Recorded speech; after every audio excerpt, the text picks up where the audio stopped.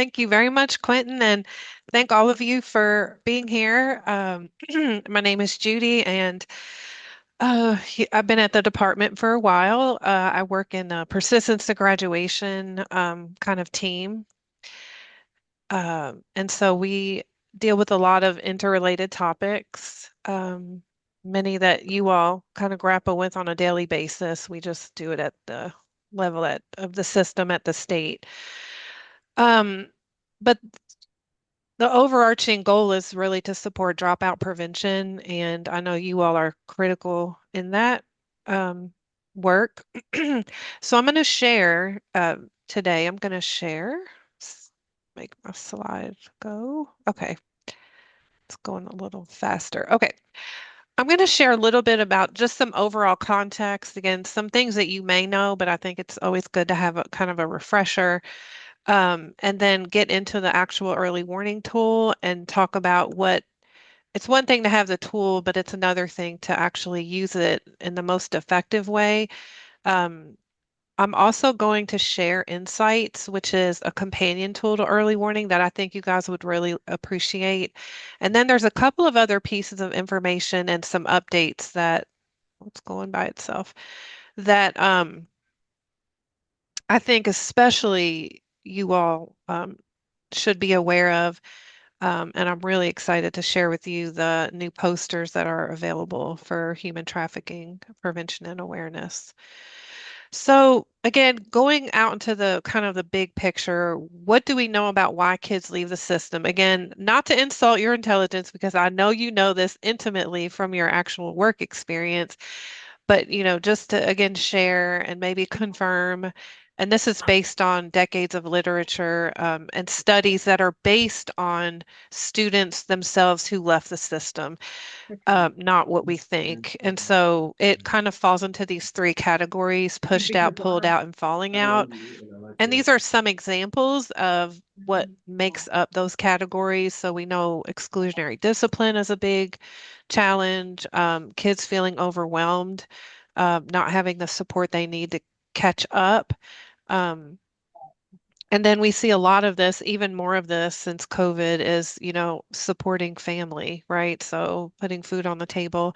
And then falling out is kind of, I really think this category has grown since COVID too, is just not feeling a sense of connectedness or engagement in school. I think we're definitely over relying on like technology. Um, so um, there, in the literature, we know dropout, like disengagement, and that this is a process that occurs over a long period of time and starts You're in welcome. elementary Have a good school. day. And just some, again, what do we know about what works? So the number one thing, and this is why we focus a lot on early warning tool, is having a system to identify students. Kentucky is known to be one of the wealthiest states, right, as far as data, unfortunately, not economy wise, but as far as we have a really rich data student information system. And so the early warning tool was developed to be like the most robust early warning tool, um, to help identify students before it's too late, as far as before them leaving the system.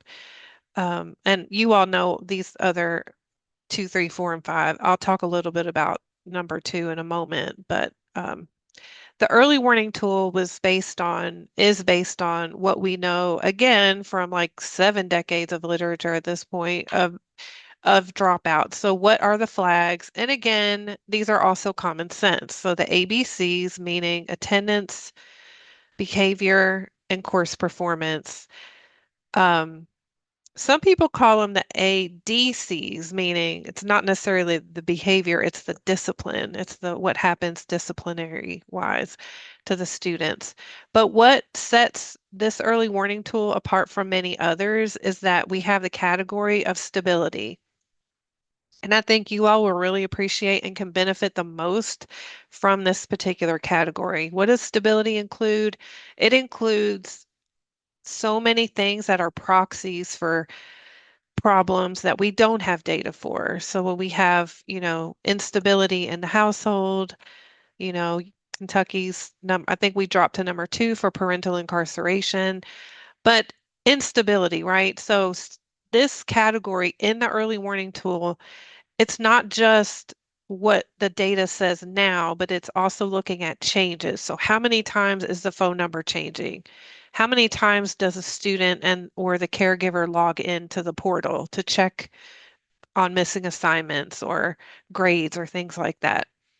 What type of school is the student enrolled in? What is the zip code of the student? So the biggest positive feedback that I get from still this tool is it's helping identify students who are not on the radar. And I really believe stability is one of the main reasons that the tool is supporting helping identify kids who are not on the high flyers list for other things. So I'm going to go ahead and show you the tool. Now, you have to have read rights to get into the tool. Um, and if you don't have access to this right now, ask your administrator to give you access. We unfortunately did have some challenges early on with some admins not wanting to give access, which to Frisk, unfortunately, because it just was strange to me because you all could benefit so greatly from what this tool does. So it's just like with any new tool, it's something you have to get used to. So basically, the first thing, okay, this tool is using machine learning. Machine learning is a building block to AI. It's basically calculating, there are thousands of calculations happening um, to create the scores that it creates. This first piece you may not be super interested in. This is basically showing you the distribution of the grad score across the whole school. The grad score is an overall score looking at kind of likelihood of graduation. I mean, I say that it's not specifically that's the idea, but we can't take a score and say, oh, this student will never graduate. Like if this is predicting, because this is very predictive, and I'll talk about statistically what that means. Um, the grad score is the overall score, and then there is an attendance score, behavior, a curriculum, which is all things grades, and then the stability score. So the score ranges from 50 to 150. The higher, the better. So what you see in this particular, this is a fake data, like a scrambled site. But when you go on, you'll see all of the students in your school, unless you select just you want to focus on a grade level. But you'll see all of your students and where they fall in their overall grad score. And the low, like I said, the higher the better. So what it does is it defaults to the PBIS, MTSS pyramid percentiles. So you can adjust. So if you have only the bandwidth, say, to help 30 kids, I don't know, the tool will adjust. But what you do then at the bottom of the screen, this is where you actually see the students. So um, you see all of the students. The default is alphabetized. And what obviously a lot of people do is they sort. And unlike a lot of reports in IC, this is really easy and intuitive as far as like, sorting, the sorting feature. You can sort by any of these categories. So if I was a Frisk, I might be, you know, it just depends on what my focus is. I might be sorting by stability, or just looking at overall grad score and to help determine which students need what type of support they need. You can search for a student. You can pull in if you have ad hoc groups you're working with, you can pull in the ad hoc group and just look at those students. And then, this is just another just sort feature. A really cool feature is called the watch list. So if I want to watch Dalton, I'm going to select him and my watch list is now updated. Also, I can hover over Dalton and see that he's also being watched by my colleague. Now, if I come on this tool and I only want to look at my watch list, I can select that and I only see kids on my watch list. Okay, so I'm gonna select. So now that's kind of, oh, you can export this file into Excel. So you can easily do that by clicking export and you can have that in Excel. If I want to look at what's going on with Nathan, I'm going to come up here and I'll see his picture and some general information. And what this first screen does is it's showing, and oftentimes you'll have 7 years of data on students. You can see what has happened over time with the different areas. So this is basically like grades. You can hover over and see when things took a turn. But obviously, we can't change the past. We do have people using this to look at, for example, even interventions, because I know you all have a report that you run.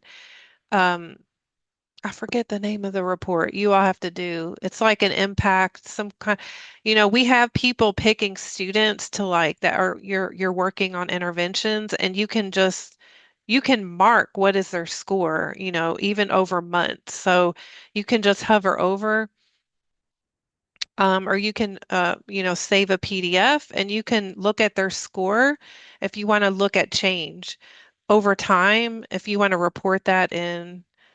I don't know if anyone can shout out. Like, I forgot to mention, as I'm going through this whole time, please shout out. I won't, please ask questions at any time. Just open forum, ask questions. Don't save it till the end.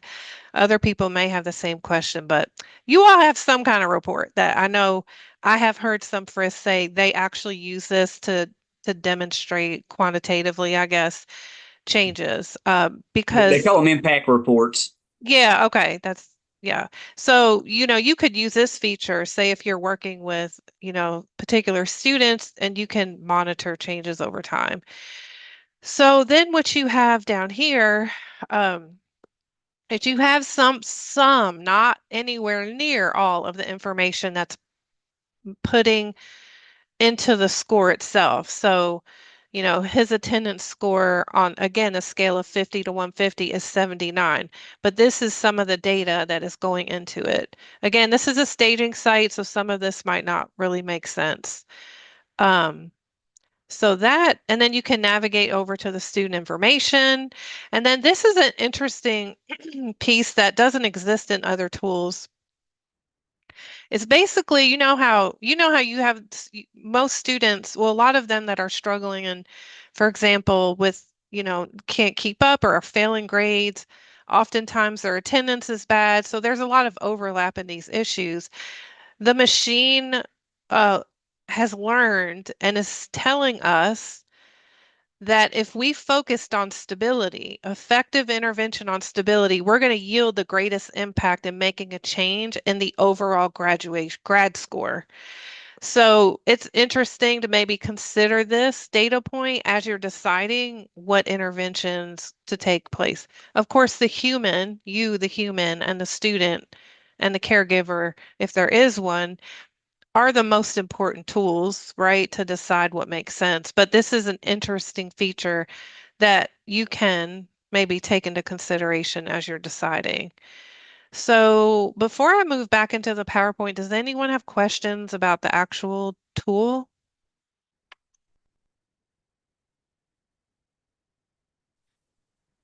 I might have missed this, but where do we access it? Okay, you didn't miss it. I'm sorry. I did not Okay. specify. And I'm looking at the new view of Infinite Campus, which apparently is the only thing you'll have in 6 months. They're going to take the old view, which I'm used to, away. But it's under student information and under counseling.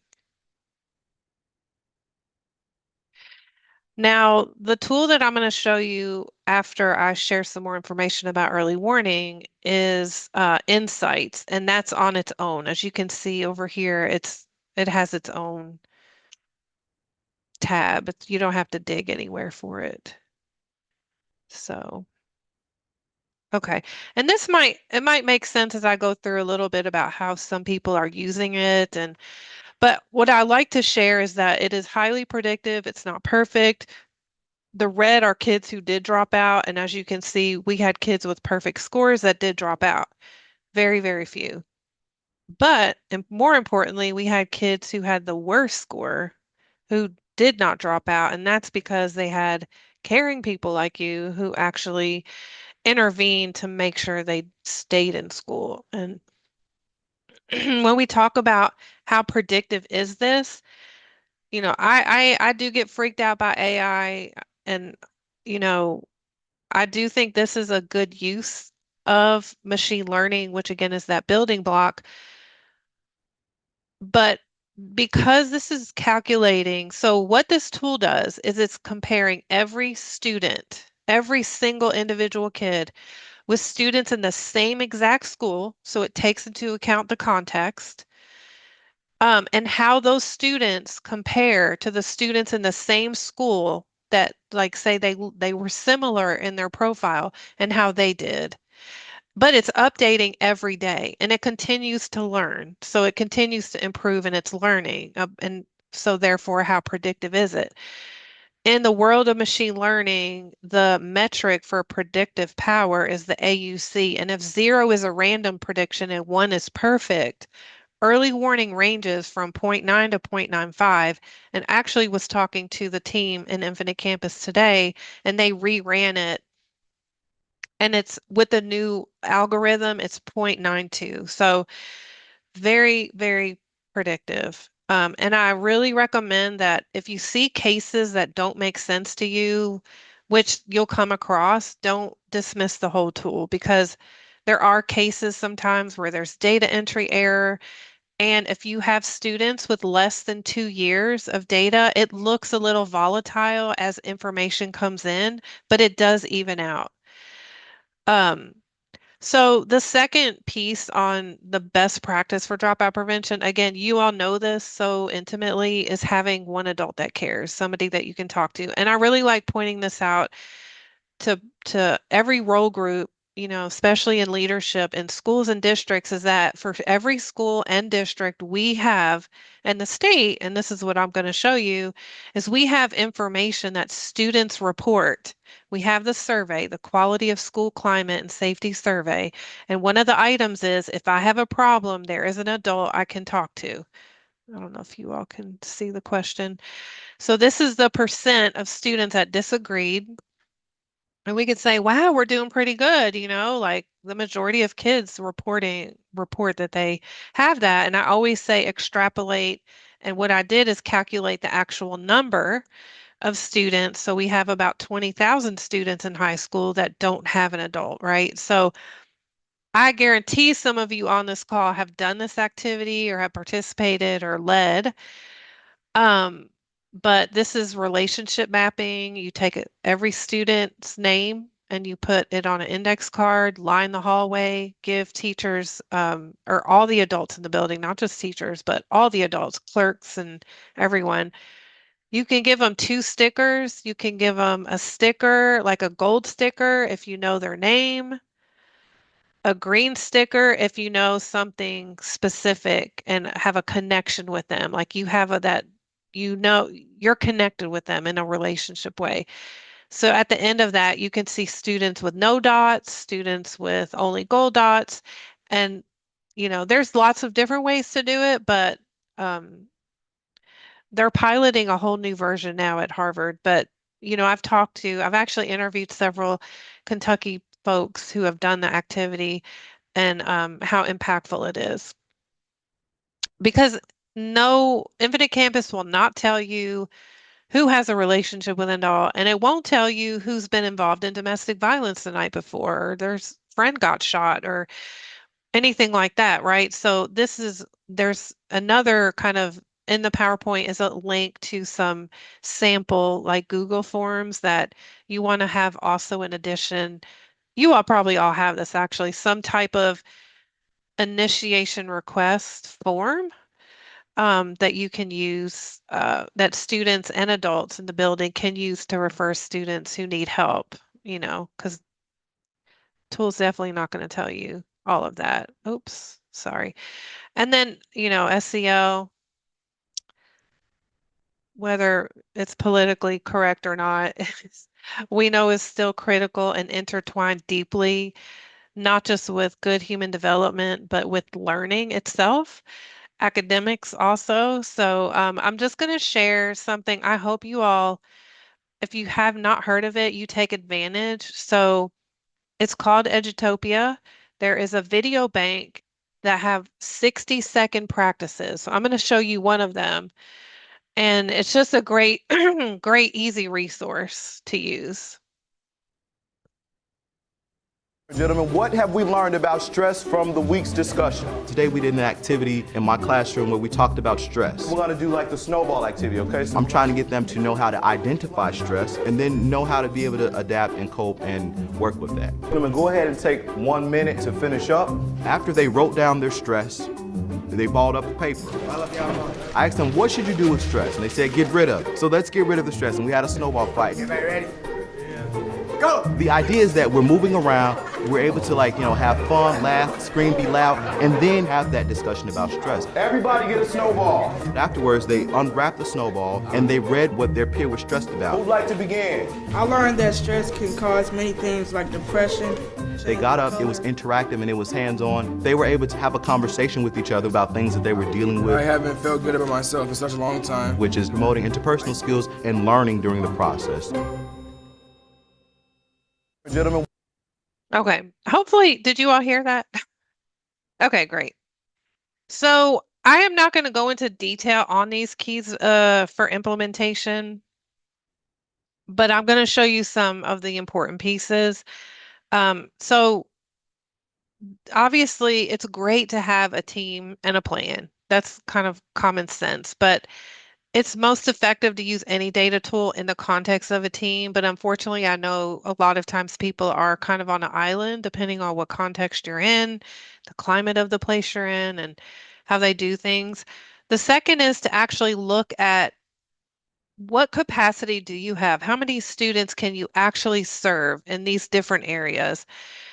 Three is what's the best practice for assigning and providing supports? Four is monitoring progress. And then, of course, with anything you want to refine as you reflect. But I'm going to give you 2 examples of how this tool's being used. So in Russell County, they created a dropout prevention team with the counselor, yay, the Frisk, the AP, and the lead teacher in the alternative program. And I love that they included that alternative program in their process. What did they do? They met on a regular basis when it made sense for them to provide interventions. So they focused on everyone at the beginning of the year. They focused on seniors at spring break, juniors, or on Christmas break, juniors at spring break, and so forth. Again, whatever makes sense for them. Intuitively, what you would do, you sort grad score highest risk to lowest. And they said, yeah, we already knew the first 20, but you get down and you investigate to the students that were not on our radar. You dig in to identify the major issue. Is it a counselor issue, a schedule change? And then making sure that someone specifically is in charge of following through. And that's where you can use, excuse me, that watch list feature.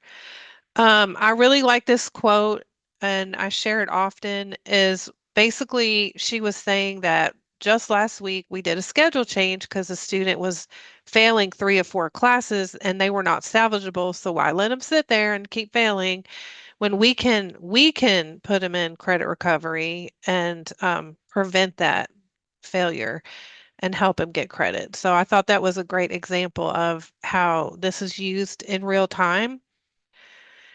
So there is a very basic kind of worksheet or Excel, sheet or format that you can use to create the intervention action plan Now, this is for student, like an individual student includes what else do we know? What is the, again, very basic stuff. But this would be great also if you're working with even groups. So, different groups of students. And, that is what people, there's a big need because there's so many students falling that need help and there's not as much capacity. So as many group interventions as possible is going to support that. And then this is just a sample intervention menu of, what are the different interventions that could be very supportive and a space for your own ideas. And these are all on our webpage, and I'll show you that in a moment. Warren County is a bit bigger, and so I'm going to play a short video of someone and how they're using it. The way the system works is our dropout prevention coordinator reviews data in the early warning tool weekly. And every week, he enters that data into a separate spreadsheet for the students, basically who are at the top of the list students. And he meets with those students like Check-in Connect weekly at each of their own high schools. So however, it usually takes him about half the day. He sits down with each individual student, and after he's a few months in, I have observed these meetings, the students lead the meeting, which is also pretty powerful, is they come in and they can speak to what these numbers tell them and what they've worked on and the difference. And it's so authentic because these numbers make sense to them because they are connected to what they're doing in class and not just based on a summative, a KSA or an ACT. So it feels real time to them. So it allows them to sit down and have that conversation. When Mr. Knoll finishes at each school, he connects with the whatever system they have in school, which is typically their guidance counselors, their interventionists, and college and career readiness coaches. And he hands off the students who need a follow-up. So if he has a meeting with a student and he can tell that student's not going to do anything, and it just, he knows that when he comes back next week, there won't be a change unless someone else interacts with that student, then he gives those names to the interventionist at the school, and then they follow up before he comes back the next week. And so he repeats that at each one of our schools. And it's been a good system. And so we've seen the success of the students that he's been able to work with. We've compared their grad scores and their early warning scores and on different metrics, but we've compared their scores to other students in a similar place, and at the end of the year they were like 3 times as successful. It has been powerful, especially to watch the data over time, over the length of a year, and then at the beginning of the year it gives you, we know right where we are. So it's pretty simple, but it's very powerful. So yes, Warren County is still they continue to fund the interventionist positions because it was so effective. And the effectiveness is not the tool, it's the human beings connecting with the kids, right? The check and connect every week. There's, and then that's the thing is that school connectedness piece that if we could really get that down as like the fundamental tier 1, we would have so many fewer students in the 2 and 3, right? In the tiers 2 and 3. So she just explained kind of how they did it. So I just wanted to kind of point out that it was the relationship building, and they did. So in the stability category, one of the pieces that feed into that is student portal logins and caregiver portal logins. And what the interventionist showed the students, how do you log in? And when they met, they had them log in. And over time, they would just start, getting very proficient in that and seeing what assignments they've missed. And so it's really empowering, students in the process that they used to take ownership of their own learning and their own progress. And they did show the students the trend lines, right? I always say be careful because some students or family members, they don't need to see that machine learning tools predicting you're going to fail or not graduate. Like that's not helpful. Some students, it would light a fire. Um, so yeah, I thought they did a great job. And then continuing to do a great job with this work. And then, like I said, folks that are on an island, and actually, Leslie Hall is one of the earliest adopters of early warning, and she's a Frisk in Hardin County, or was. I don't know if she's still there or retired. I can't remember, but um, she was assigning secret mentors to students with the lowest grad scores and handwriting letters to families of those students to invite them to activities. Um, we have some DPPs using the tool to share during court proceedings. I don't, again, I think we have to be careful how we use it, and use it only in a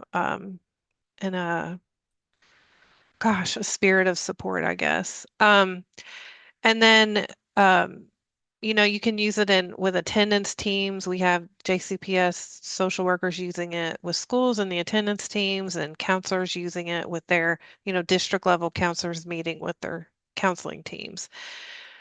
Okay, so I know this is silly, but still I get there. If I'm not using my bookmark, just Google KDE early warning and you'll get to the web page. I think I've pulled it up maybe here. And I will, let's see if I can put the link in the chat. So just to show you on the tool, this is one of our pages, and you'll have information on the early warning. So some of the worksheets that I showed you, the menu, the intervention action plan, but you'll also have a video that's like a 10-minute video that it does a really good job of explaining like how it works. And then let's see, this one here is a documentation. So I'm just going to show you real quick.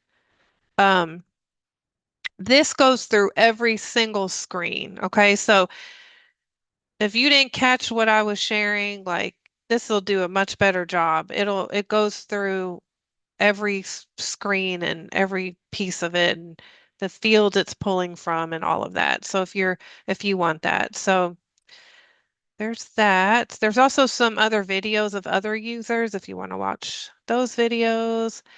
And then I'm going to share with you insights very quickly because I want to make sure I have time to show you some of the new resources I think you'll be interested in. Okay, so I'm going to show you Insights again was developed as kind of a companion tool to early warning. But there are so many things you can do. It is overwhelming because there's a lot. But I don't know how many of you use Tableau. This has similar functions as Tableau. So again, it's attendance behavior, classroom performance, stability, and then there's an aggregation, okay? I'm going to just start by looking at attendance. So reason by weekday, okay? So again, this is a staging site, but you will have access to live data. And what this allows you to do is basically customize charts, customize what you want to see. So right now I'm looking at, well, I'm going to go back to the column. Right now I'm looking at the Monday through Friday, and what is the number one reason um, for kids being gone? Well, these are all, the highest is unexcused. The beautiful thing here, beside the fact that I can filter,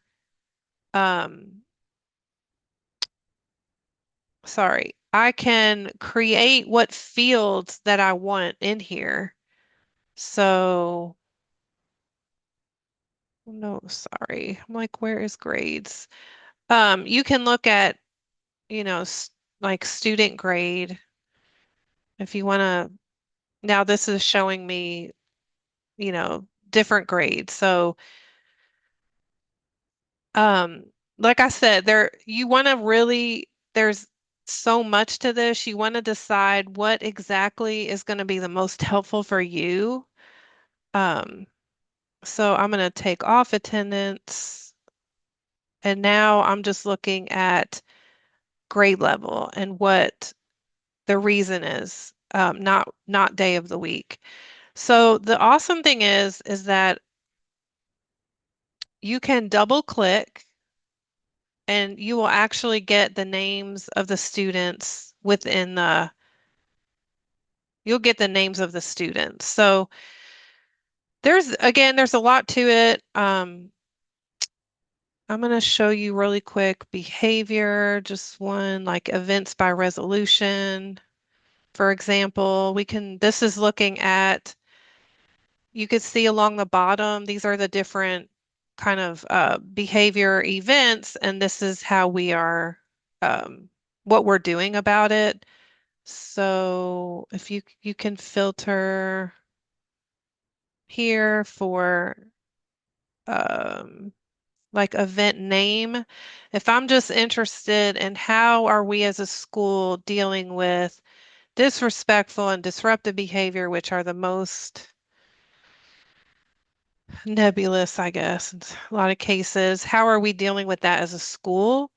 And I can see that most in this particular school, which is great to see, a more inclusive, I guess it's after school, but it's not out of school suspension. Um, we can see how we're dealing with that as a school. So, and then I could double click and look at and find the students that are being suspended for that particular behavior event. So again, there is a lot to this. So this could be another webinar training because our in-house expert is really excellent at sharing the ins and outs. But I would encourage you to, one, request access to it.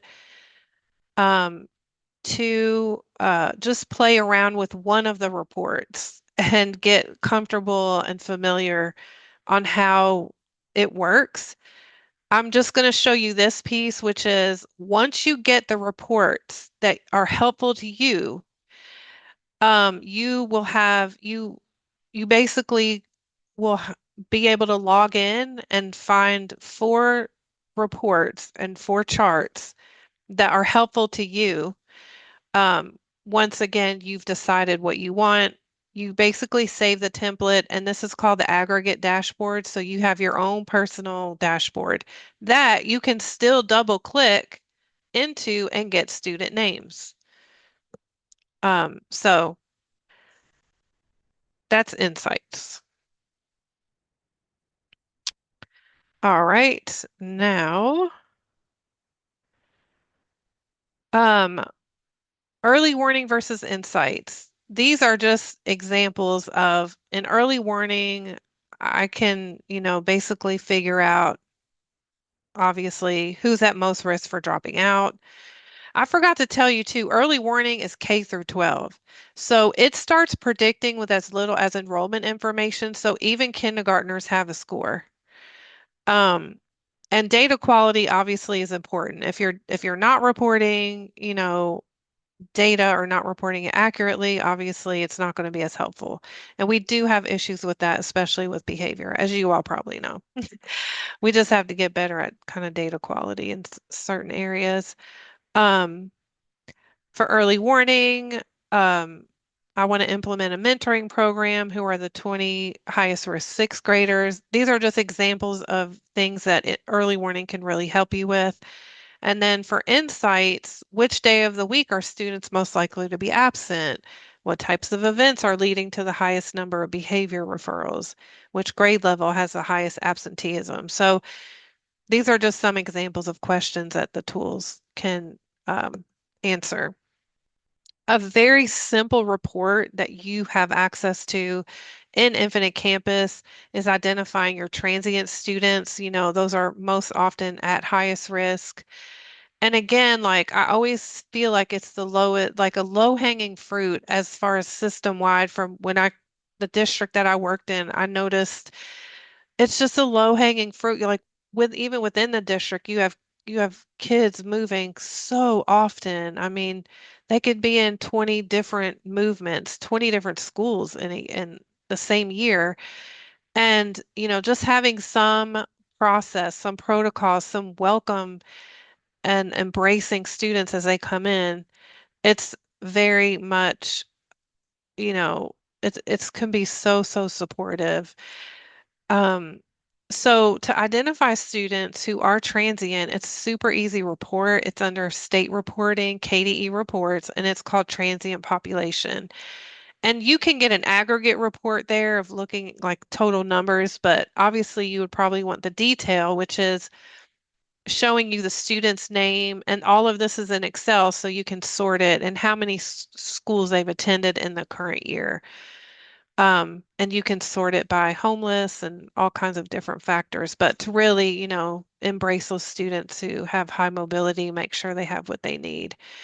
You'll have access to the PowerPoint, but this is a quick reference card that kind of, again, walks you through how to get to it.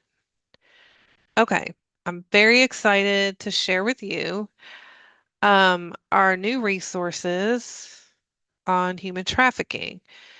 So, a law was passed in 2017 that requires every public school to have the National Human Trafficking Hotline reported in their school, that have to have posted up. There has never been a poster that students, obviously, that are engaged in trafficking do not understand what's happening to them as trafficking. So we created a poster that really kind of had some like almost like screener type items. And you can download it. We're working on a Spanish version. We also have a protocol um, for adults. So it's like, what are the warning signs and what are the action steps? And I'm going to click on this to take me to the web page that we kind of redesigned. And I lost my train. Oh, I was going to say the University of Louisville did a study and found that 60% of students of youth being trafficked are being trafficked by families. So that's just a reality, right? And again, you all probably unfortunately are aware. So this is a poster you can download, and what it has again is it has some kind of screener things. And I mean, I just think, we wanted this, there's so much shame. We really wanted like these statements like help is available, you're not alone, and it's not your fault because, a lot of times young people are made to really, they just internalize and believe that. But I wanted, you know, you to see at the bottom, it also has the basically CPS hotline, because the trafficking hotline doesn't always result in law enforcement, making that connection to CPS. So that is the hard part because our systems are not necessarily as solid as they need to be around this particular issue. Um, but also point out sextortion is something that's, again, a reality you all probably familiar with. There are two bills that have been introduced this legislative session that I do believe will get passed. So there's will be another poster requirement. But we included the National Center for Missing and Exploited Children, NCMEC. They have a resource called Take It Down. And basically, it creates a digital fingerprint of images that a young person shared, voluntary or it was involuntary, and it takes it down. So that's a resource that students can access that a lot of them don't know it, they don't know that it exists. So that is the poster, and we're printing some, and we're going to put a request button on here, but you can print it yourself or ask your district to print them.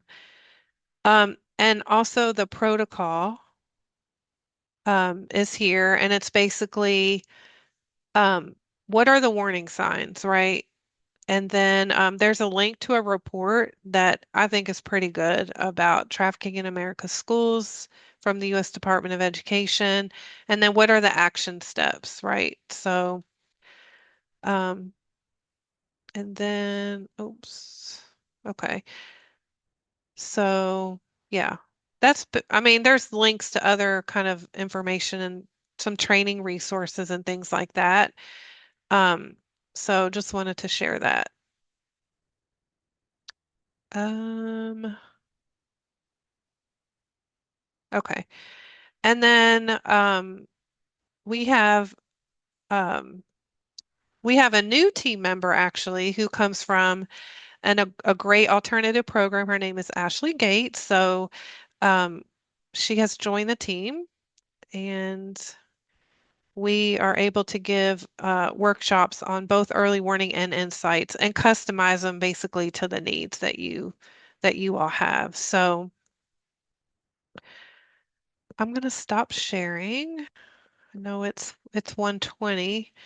Um, do you have any questions? Or if there are no questions, I am very curious. Um, has anyone had experience with early warning, and what was it? Good, bad, or ugly?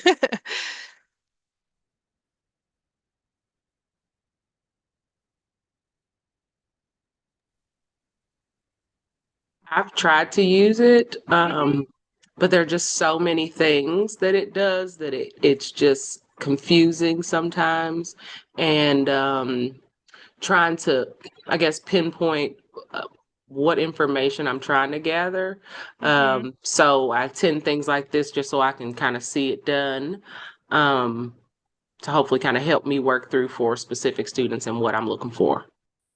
Okay, thank you for sharing that. I really appreciate that. And I do think it can be overwhelming because there are so many features, and it is new, and it's just like learning anything else. I mean, it does take time to adjust to, even using something with a scale of 50 to 150. Like people are like, "Well, what does 79 mean?" And it's really um more about who are your high, who is the system identifying as at the highest risk? Are those students getting some type of support? And then who are the students on the next level, right? So, I mean, I do think it does a great job identifying students. And if I don't know if you would focus on a particular grade level or just the whole school in and of itself. But there are folks that use the early warning tool alongside the persistence of graduation tool, which still does exist. Um, that tool basically has the number of suspensions, the number of absence days for every student, basically in an Excel file. And some people still like using that because that's the type of tool that our system we've used for many, many, many years. So this is definitely something just to get used to, but because it's so powerfully predictive, it is helping a lot of folks who are using it, and um, to identify those kids basically with the highest risk. But thank you for sharing that, Dominique. I agree with Dominique. It's a great tool, but sometimes I get confused on it. I need to play with a little bit more maybe. Mm-hmm. But I really like the fact too that even if it's kind of like with testing, sometimes you work with the kids who are almost to proficient or almost to distinguished, so you can push them up over that. And I like the fact that the early learning tool, you can identify the kids that aren't as bad as some kids. Some kids you just wonder if they're ever going to be able to get past. Mm-hmm. But with this, you can look at the kids are kind of middle of the road and really make a difference. Mm-hmm. So Yeah, thank you for sharing that. And please, anytime you all are encountering questions or you're struggling at all, please email me. Like I will be happy to get on a quick call or answer your questions on email. That's what we're Another here for. That was another question I had because somebody had asked earlier, why would a student have a high grad score if all the other scores are low, attendance, behavior, etc. So thinking about that, do you all offer assistance with interpretation of what we're seeing because it can be confusing? Thank you for bringing that up. I actually was talking to the data team in Infinite Campus this today about that because oftentimes it is case where the opposite we see, like the grad score is low, right? But all the other data points look fine. The way that so the way that they explain it, and I can maybe see if I could pull this up. It might be helpful to describe. So yes, so to answer your question, yes, if you have a case that does not make sense, please let me know and I will do my best to help you interpret. Um, you want to make sure, I mean, for students who do not have 2 years of data, that I don't know if that's the case in this particular situation, but those numbers can be volatile. So again, it's not perfect, but I will share this. Um, Infinite Campus did a PowerPoint that I think is helpful in like saying it's taking the mystery out of the early warning score. So the overall grad score, and I think again, that's where I would start. I would just sort grad score because you could have a student with a grad score that like red on grad score. So they look like they're going to drop out, but everything's green. That student, like there was a case, that student was overage and special ed. And in that school, those that combination is a high predictor of risk of dropping out, even though their grades are good and everything else. So a lot of times there are things behind that we can't see that it's picking up. So again, it's a double-edged sword that it's using machine learning. It makes it very predictive, but some things are a mystery. Like it is still a mystery. Like it's like you said, we need help to interpret. Um, and it's definitely not perfect. It is predictive, but it's not perfect. So it uses a decision tree. And it's using, again, everything Infinite Campus knows, not just about current year, but past year, not just of that student, but students in the same school. So that is, it's taking everything and that is compiled into a grad score. I'm trying to see the next. So the category scoring is um, the attendance, behavior, curriculum, and stability is using these data points, but it's also not just, for example, attendance data going into the attendance category. It's the attendance data and they may have a behavior, referral, right? It's a combination that is impacting the attendance score. So it's not just their attendance data. It's actually if there's attendance issues and a mobility issue, for example, and it's combined. It's combined, and that in that particular school that has been identified as being a risk, it's gonna it's gonna tag the attendance. So it is, I don't know if I cleared anything up by doing that, but it's, it's not as straightforward again as what we're used to. Like it's not as straightforward as what we're used to. Like you have, a lot of absence days, then, you have you know, you have the highest risk in terms of attendance. It's combining features, even in the category scores. I checked on this at one time. Well, it's been a while back, and my granddaughter, her score, I was like, well, it was scaring me, but what it amounted to was she had a peanut allergy. Oh.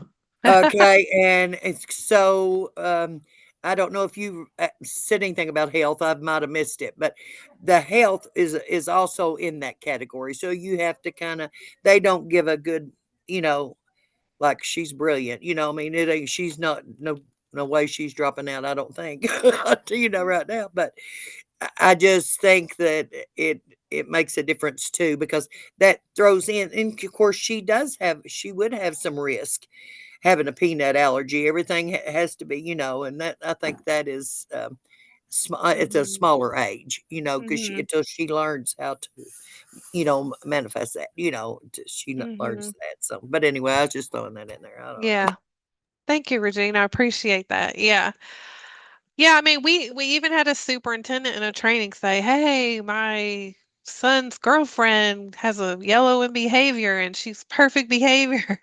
Well, the situation was she moved into a new school where there were more behavior incidents. So by that, her being in a context where there was more behavior incidents automatically flagged her as having, so it's not that she's a behavior I don't even like using that term, that she's struggling with regulation or what have you. It's just that she's moved into a context. So there is definitely, again, some digging that has to be done, right? Once you identify, if the system is identifying a student, then yes, there is that. You have to investigate what is going on behind that. That might account for the fact, like I'm sitting here looking at some of my kids right now, Mm-hmm. and I've got the one with the I guess the lowest grade score, but I've got some that have higher ones that have more red categories. Mm-hmm. So I don't know like what would account for that, but I mean, it's hard to tell, like in the specific, like I don't know how many years of data. Again, like email me and we can work through some of it, but my instinct is to trust what it's telling you, and then your job is to dig. When if it's identified that student as there is a reason.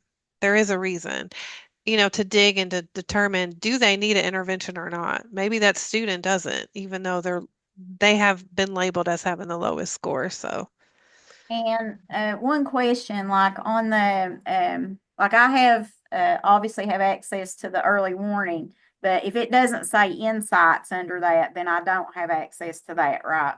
yeah, you would definitely have to request it, and hopefully you'll get it. It's really, really helpful.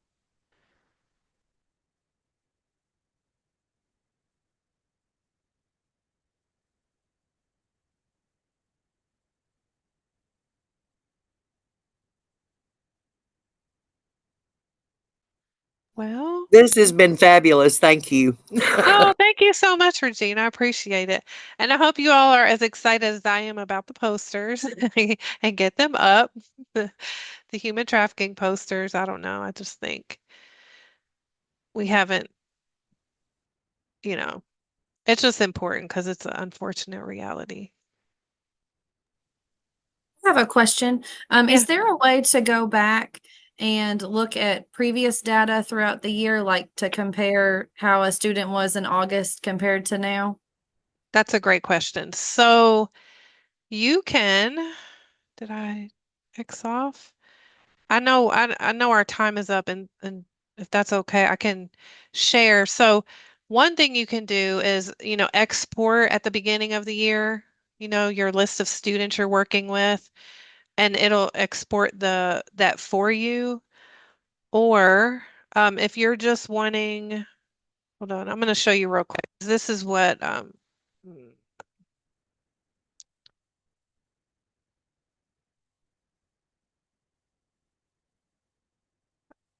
don't know why it's not allowing me to.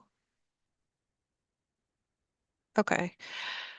All right. I'm gonna just real quick.